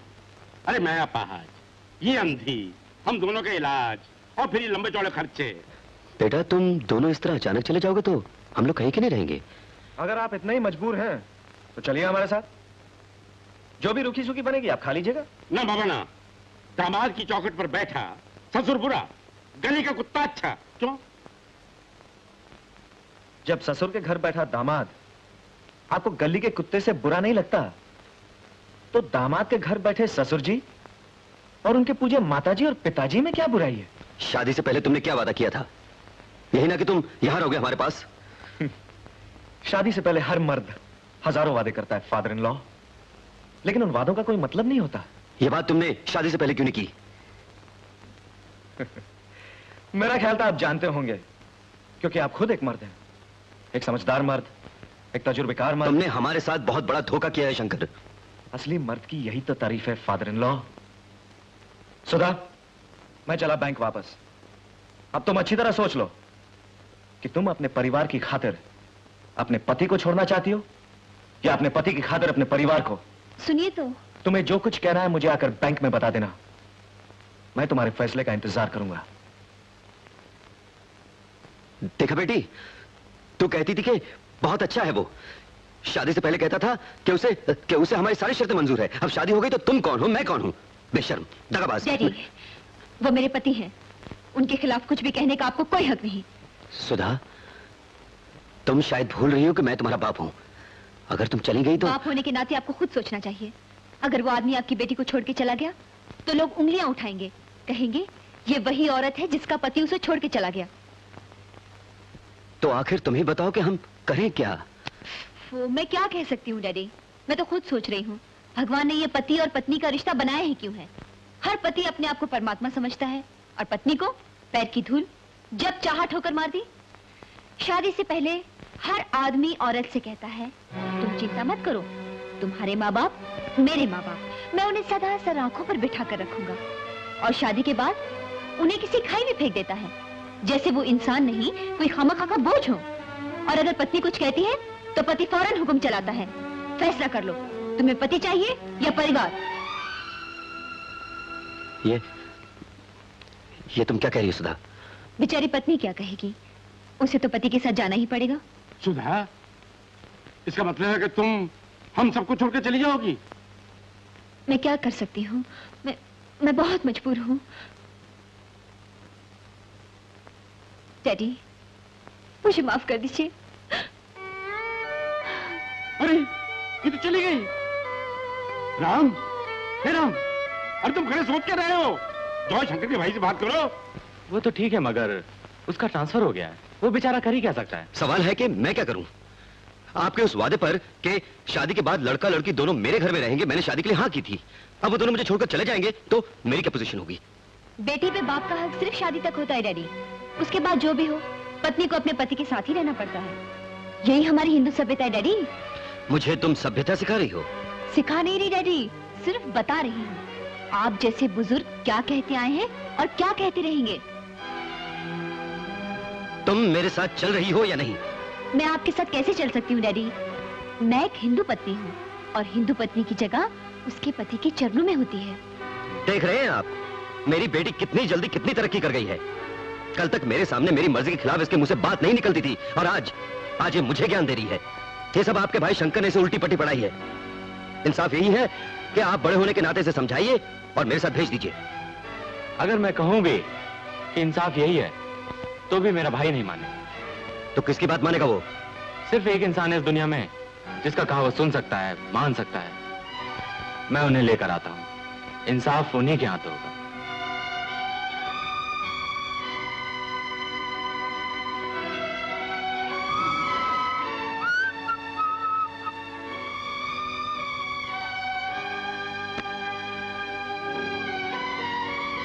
मेरे डैडी आए हैं, आप उन्हें नमस्ते नहीं करेंगे? ससुर को दामाद के आगे हाथ जोड़ने पड़ते हैं या दामाद को ससुर के आगे? फिर भी वो बड़े हैं, बुजुर्ग हैं।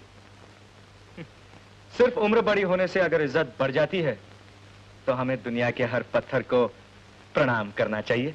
क्यों? आप जो कुछ पूछना चाहते हैं इनसे पूछ सकते हैं।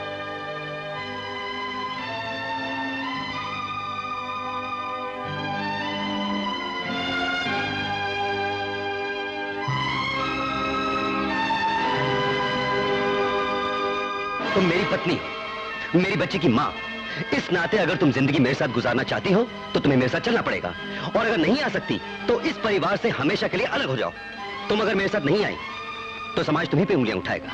इस तरह शोक मनाते हुए मेरे साथ आने की कोई जरूरत नहीं है। मेरे साथ रह के भी तुम उन्हीं का रोना रोगी। तुम यहीं रहो, खूब कमाओ, जिसे जो तालीम दिलवाना चाहती है दिलवाओ, बड़ा आदमी बनाओ। मैं तुम्हारे रास्ते में नहीं आऊंगा। खामोश क्यों है? पूछिए ना। अब ये क्या पूछेंगे? सवाल भी खुद और जवाब भी खुद। इसका मतलब तुम सुंदर हो? जी हाँ, वही सुंदर जिसे आप दफ्तर का चपरासी बनाना चाहते थे। सर, मैं डॉक्टर सुंदर का भाई नहीं, मैं वही अनाथ शंकर हूं जिसके साथ आपके घर में नौकरों से भी बुरा सलूक होता था ना? और ये जो मजलूम औरत आपके सामने खड़ी है आपकी पत्नी है, जिसे बदनाम किया गया कि वो अपने पति और अपनी बच्ची को छोड़ के किसी गैर मर्द के साथ चली गई। चुप रह किरण। नहीं माँ, तुम्हें मेरी कसम है, मुझे कहने दो माँ, मुझे कहने दो। इस बेचारी को अंदाजा नहीं था कि पति का हुक्म न मानने का ये नतीजा होता है, इसलिए ये जिंदगी भर दुख और मुसीबतें झेलती रही। लेकिन मेरे सामने तो जिंदा मिसाल है। अगर इसके बावजूद मैं अपनी तनख्वाह से आपकी मदद करूं, तो क्या मेरा पति मुझे छोड़ नहीं देगा? जरूर छोड़ देगा। सुना आपने? इसीलिए मैंने पतिव्रता धर्म का पालन किया और अपने पति के साथ चली आई। क्या मैंने गलती की? नहीं, बिल्कुल नहीं। जवाब दीजिए, चुप क्यों है? किरण, मुझे पूछने दो माँ। ये वो महापुरुष है जो कहते हैं कि औरत को अपनी कमाई में से अपने परिवार पे एक पैसा खर्च करने का कोई हक नहीं। यह हक सिर्फ मर्द का है। वो अपने माँ बाप, भाई बहन सबको पाल सकता है। उसकी माँ माँ है, उसका बाप बाप है, और औरत की माँ बाप कुछ भी नहीं। आज जब इन पे बीत रही है तो ये हमें बता रहे हैं कि इंसाफ क्या होता है। बेटी, मैं आपसे पूछती हूँ, अगर मेरी माँ के बेसहारा परिवार का उसकी तनख्वाह पे कोई हक नहीं था, तो मेरी तनख्वाह पे आपका क्या हक है? बिल्कुल नहीं, बिल्कुल नहीं। हमारा धर्म, हमारा समाज, हमारी सभ्यता यही सिखाते हैं ना कि पत्नी को अपने पति की मर्जी के खिलाफ कुछ नहीं करना चाहिए। अगर मैं अपने पति की मर्जी के खिलाफ जाऊंगी तो मेरे साथ भी वही होगा जो मेरी माँ के साथ हुआ था। उस वक्त आपका इंसाफ कहाँ गया था जब आपने मेरी बेकसूर माँ को घर से निकाल दिया? इंसाफ तो अंधे की लाठी है पिताजी। आपने ये कैसे सोच लिया कि आपके लिए इंसाफ अलग होगा और मेरी माँ के लिए इंसाफ अलग होगा? किरण चुप रह, नहीं तो मेरा मरा मुंह देखेगी। माँ, तू अपने आप को मेरी बेटी कहती है। तूने अपने आराम, अपने स्वार्थ के लिए अपने फर्ज को कुर्बान कर दिया। आज तुझे अपनी बेटी कहते हुए मुझे शर्म आ रही है। 20 बरस पहले अगर मैं भी वही करती जो आज तूने किया है, तो तेरे पति की क्या हालत होती? क्या इस वक्त वो यहाँ होता? क्या तेरा पति बनने के योग्य होता? क्या सुंदर डॉक्टर बन सकता? मैंने तुम दोनों के लिए जो किया है, तुम पे कोई एहसान नहीं किया, सिर्फ अपना फर्ज निभाया है। लेकिन आज जो तुम लोगों ने हरकत की, मुझे लगता है मैंने अपना फर्ज ठीक से नहीं निभाया। तुम लोगों को ठीक शिक्षा नहीं दी। शंकर, तुमने मुझे बताए बगैर किरण से शादी की, किरण के पिता को धोखे में रखा। और सुंदर, तुम तो बड़े हो, तुम भी इनके साथ मिल गए। मैं सिर्फ तुम्हारी बहन, तुम्हारी छोटी मालकिन और तेरी माँ नहीं, किसी की पत्नी भी हूँ। मैं तुम तीनों से पूछती हूँ, मेरे पति का कसूर क्या है? इन्होंने ऐसी कौन सी नाइंसाफी की है जो दुनिया के हर मर्द ने नहीं की? जब से दुनिया बनी है, मर्द ने हमेशा अपने आप को औरत से बढ़कर माना है। मर्द ने ही कानून बनाए हैं, मर्द ने ही इंसाफ किया है। तो आज कौन सी नई बात हो गई? शंकर, तुमने भी वही किया जो तुमसे पहले तुम्हारे पुरखों ने किया है। अगर तुम लोगों को कुछ करना ही था तो कोई ऐसी बात करते जिससे औरत के जन्म जन्म की दुविधा खत्म हो जाती। एक ऐसा समाज, एक ऐसी सभ्यता जन्म ले सकती जिसमें औरत और मर्द में कोई फर्क न किया जाए, जहां औरत को भी मर्द की तरह इंसान समझा जाए। शंकर, अगर तुम अपनी छोटी मालकिन को खुश देखना चाहते हो तो किरण के पिता से माफी मांगो और किरण को लेकर उनके साथ जाओ। इसकी जरूरत नहीं है शंकर। किरण, तुम दोनों ने मुझ पे बहुत बड़ा एहसान किया है। इस दुनिया में जब तक मुझ जैसे गलतियां करने वाले लोग हैं, गलतियों को सुधारने वाले तुम जैसे इंसानों का होना जरूरी है।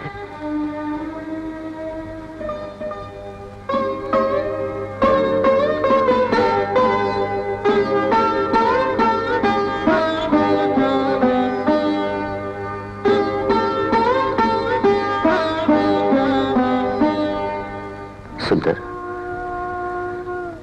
परसों पहले जब तुम्हारी दीदी ने मुझसे कहा था कि वो तुम्हें आगे पढ़ाएगी, तो मैंने उससे कहा था कि सीढ़ी लगाकर इंसान दीवार पर तो चढ़ सकता है मगर आसमान तक नहीं पहुंच सकता। तब तुम्हारी बहन ने मुझसे कहा, आसमान तो क्या, हिम्मत हो तो इंसान उससे भी ऊपर जा सकता है।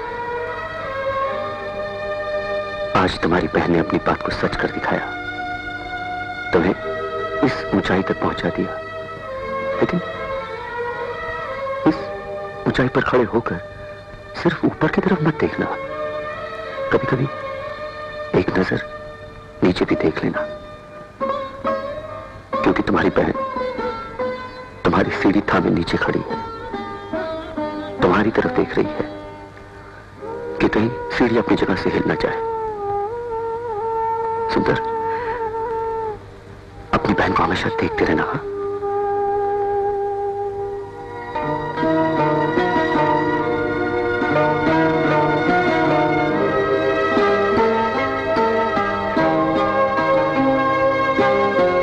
याद है उस रोज तुमने मुझसे कहा था, जब आंधी आती है तो फल फूल पत्ते गिर जाते हैं, शाखें डर के मारे कांपने लगती हैं, लेकिन जो पेड़ है वो अपनी जगह से टस से मस नहीं होता। अगर पेड़ भी शाखों की तरह कांपने लगे तो वो गिर जाता है। मैं वो पेड़ हूं जो अपनी जगह से गिर गया। गिरने के बाद तुम्हारी बात मेरी समझ में आई, मगर बहुत देर हो चुकी थी। गिरा हुआ पेड़ फिर से खड़ा नहीं हो सकता। पता मुझे खुशी है कि तुम अपनी मंजिल तक पहुंच गई हो।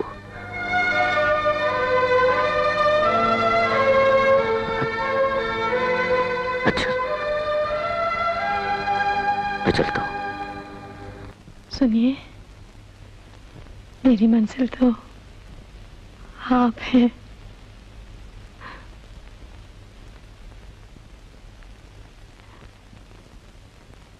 राम न अब मुख मोड़ो सिया से, राम न अब मुख मोड़ो, झूठे अभिमान में दुख ही दुख है, छोड़ो ये हट छोड़ो।